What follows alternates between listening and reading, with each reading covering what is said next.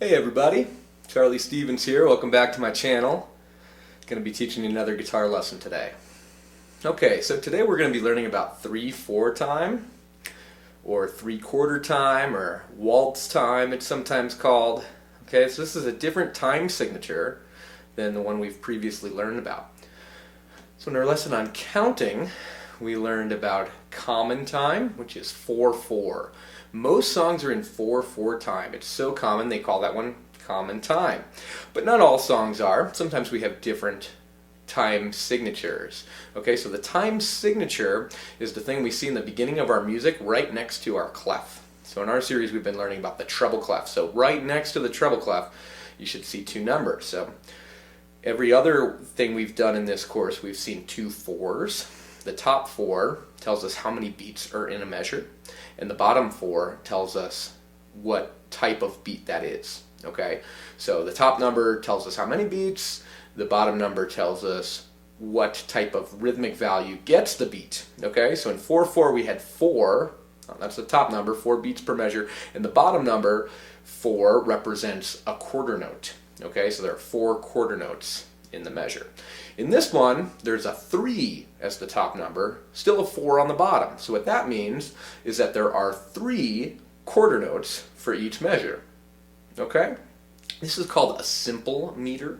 So in compound meters, sometimes it will not mean this, and we'll get into that as we talk about compound meters later in the course. But for simple meters, it's that simple. The top number tells you how many beats, the bottom number tells you what type of note value gets the beat. Okay?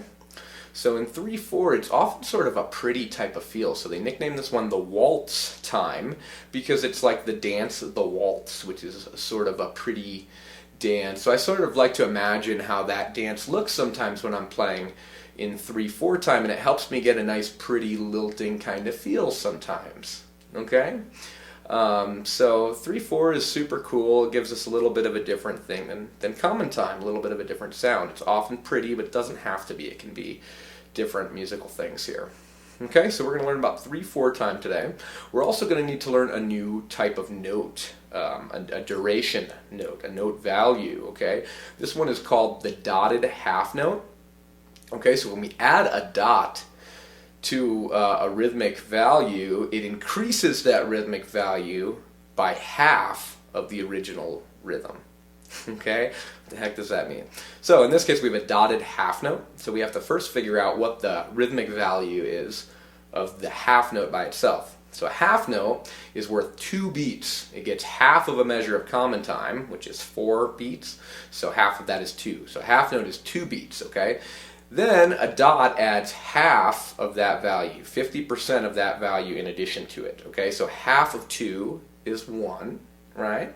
So if we have a value of 2, a half note, and we add a dot to that, that's like adding 1 to it. Okay, so a dotted half note is worth 3 beats. And when we're in 3/4 time, we only have 3 beats, so that gets the whole measure.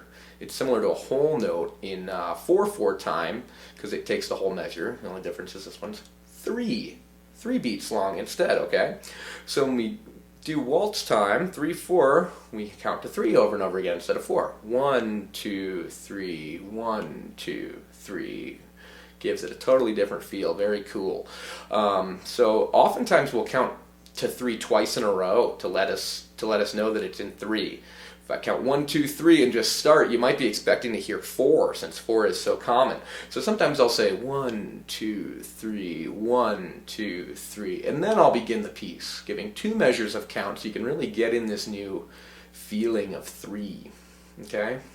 So we're going to learn how to read in 3 today. So in this course we've been learning notes on our strings. So far we did the 1st, 2nd, and 3rd string. Okay, so I'm mostly going to use the 3rd string since that's our new one, get a little practice on this to demonstrate this.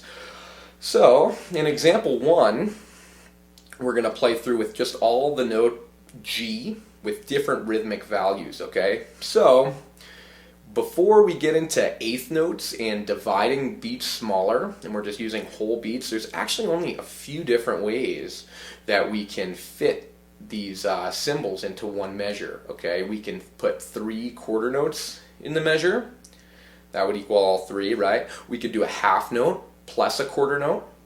That would equal 3. We could rearrange the order where it would be a quarter note plus a half note. Still the same two types of note heads in a different order to equal 3. And the last option would be a dotted half note. And that one note head would get all 3 beats, okay? So in example 1, I've used all of those different options, okay? It's all on an open G string. The first measure is all in quarter notes. The second measure is a quarter note followed by a half note.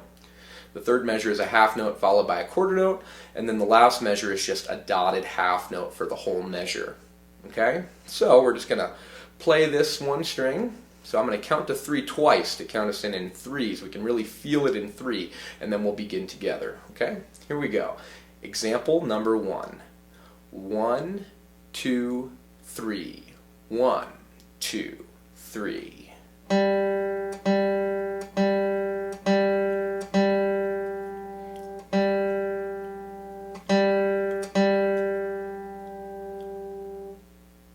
Okay, that was example number 1. In example number 2, we'll do all those same rhythms, okay? Now we're just going to squeeze down the note A. Why not? We'll get a little practice playing this note A that we've recently learned about, and we'll do the exact same rhythms while squeezing this down. Okay, I'm going to count to 3 twice again here so we can really feel the waltz time. Here comes example number 2.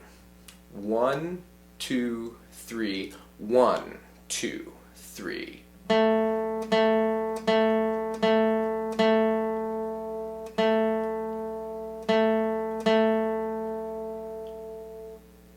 Alright, that was example number 2. Super easy, huh? I hope you're finding this easy. If you're not, no problem. Rewind, try again. You can even slow down with the little settings wheel in the corner. You can also print out all the musical examples on my website. Okay, I'll leave a link in the description for those. Great. Okay, so now in example number 3, we're going to change notes. Okay, just these same 2 notes, G and A. So the first measure we'll do 3 quarter notes of G. Then we'll squeeze down our A note. We'll do 3 quarter notes of A. We'll go back to G and we'll play a dotted half note there. Then we'll go back to A and we'll play a dotted half note there. Okay, nice easy example. Here it is. Example number 3. 1, 2, 3. 1, 2, 3.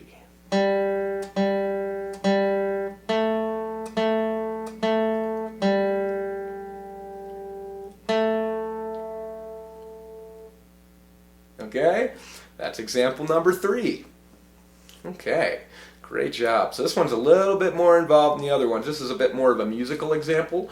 It's meant to just kind of hear how this time signature might sound in a real piece of music. Hopefully you can hear it's a little bit pretty, a little bit bouncy. However you'd like to think about it is fine, but I just wanted to give you a little example that will help you hear it in sort of more of a musical context. So it's a very simple little exercise I composed here just to get you hearing all these notes. So we're actually going to use all 3 strings we've learned so far.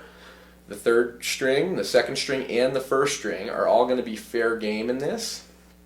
And we'll play through with the different rhythms we have here, okay? So I'm just going to go ahead and play it along with you. Please follow along with me. Okay, here we go. Example number 4. 1, 2, 3. 1, 2, 3.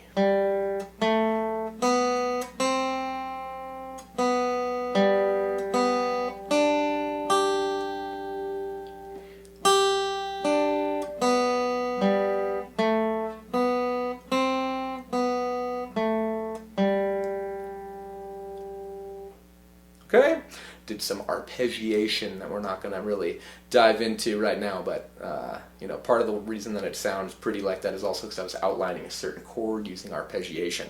But anyway, that's what 3/4 time sounds like. Hopefully you can tell it's has sort of a different feeling than 4, right? It's a little bit flowy, a little bit pretty. Okay, so very cool thing to know about.